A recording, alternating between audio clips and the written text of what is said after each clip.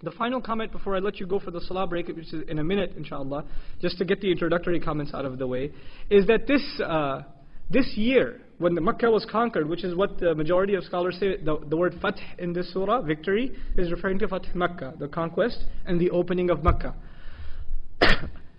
When this is mentioned, this year is also called Aam al-Wufud. This is the year of ambassadors. These ambassadors, these representatives came from many different places, from Ta'if, from Yemen, from Hawazin. They came in groups of 40 and 80 and 100 and 200, and they came and they spent a couple of days with the Messenger ﷺ. They heard the message of Islam.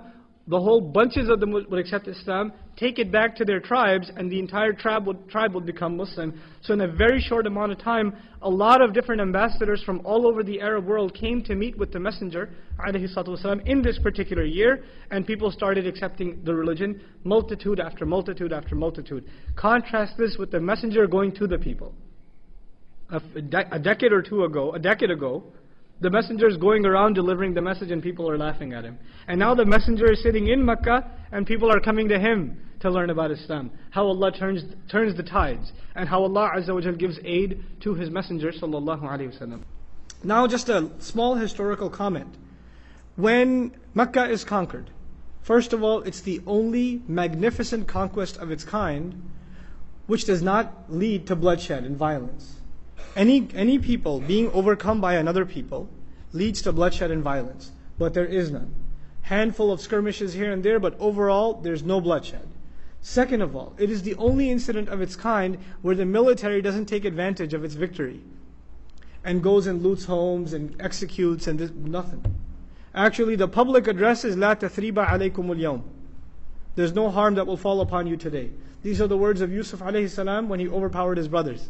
And these were the words used by the Messenger alayhi salatu wasalam. There are no parades. There are no dancing in the streets and waving the flag or the tank rolling by, and there's no footage of that. There's nothing. The only celebration that's being made is the worship of Allah. That's the only celebration being made.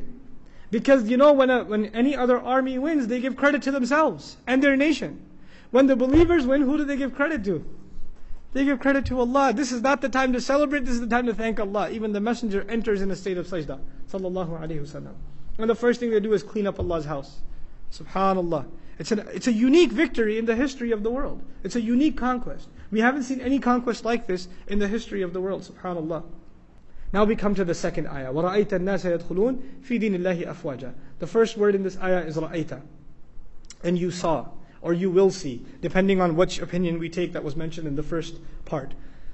A couple of surahs ago Allah said, إِنَّا أَعْطَيْنَاكَ الْكَوْثَرَ. We have guaranteed you the abundant good, the ultimate gift, the greatest good. Part of that good to the Messenger that I mentioned earlier on today is that the Messenger is extremely concerned, sallallahu alaihi wasallam, that the people will not believe. So before his life is over, his worldly life is over, Allah gives him a gift. You will get to see people entering into the religion with your own eyes.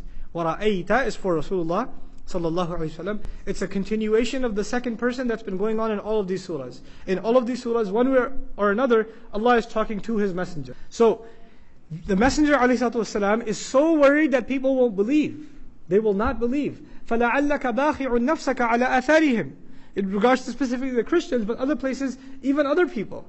Are you going to kill yourself in grief because of the consequences of them not believing? إِن لَمْ يُؤْمِنُوا.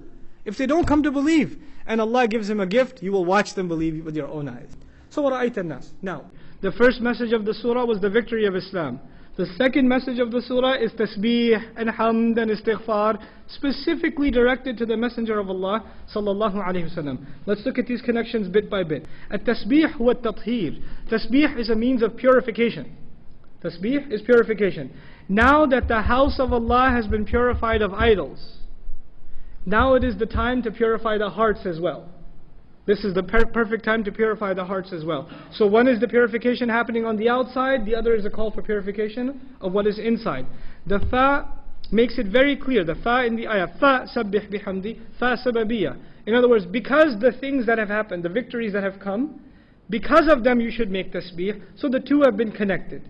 Now, I was thinking when victory comes, the words I was expecting was fashkur, be grateful. You know, when something good happens, you thank Allah. But Allah said, make tasbih, declares hamd, and do istighfar. 3 things. Then, you know, normally in any other scenario, I mentioned this in passing before, in any other scenario, victory is the time of great arrogance. Victory is the time to say, we did it, we accomplished it. Time to give credit to yourself. People will come and congratulate you. In other words, victory is the time when egos are at their highest. And Allah is teaching us, just because you've destroyed idols on the outside, don't forget there's a worse idol inside your heart, and that is arrogance. And this is the time when that idol can be born. So kill that idol by declaring the perfection of Allah and asking istighfar of Him. If that thought even came in your head that we won, we got Him, we're on top, we're number one. If that attitude even came in your heart, get rid of it. Get rid of it. Because those idols you can see, this is a more dangerous idol. You can't even see it, but it's there. It's a form of shirk. It is a form of shirk. Arrogance is a huge thing. You know? So this is the other shirk that's being destroyed. If the external means of shirk are being destroyed, make sure the internal means of shirk are also destroyed. SubhanAllah, he's using the messenger as a teacher, sallallahu alaihi wasallam.